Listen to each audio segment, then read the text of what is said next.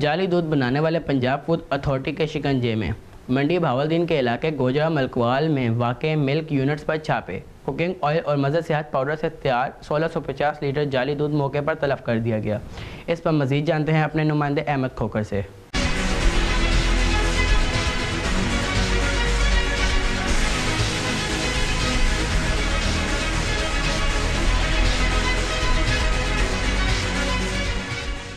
جی بالکل، جعلی دودھ بنانے والے پنجاب فوڈ اتھارٹی کے شکنجے میں منڈی بہاولدین کے علاقے گوجرا ملکوال میں واقع ملک یونٹس پر چھاپے۔ کوکنگ آئل اور مضر صحت پاؤڈر سے تیار 1650 لیٹر جعلی دودھ موقع پر تلف کر دیا گیا۔ 245 کلو پاؤڈر، بناسپتی گھی، پلنجرز، مکسنگ مشین سمیت کنستر اور ڈرم موقع پر ضبط کیے گئے۔ ٹیسٹ فیل ہونے پر کارروائی عمل میں لائی گئی۔ جعلی اور مضر صحت ثابت ہونے پر 1650 لیٹر دودھ تلف کیا گیا۔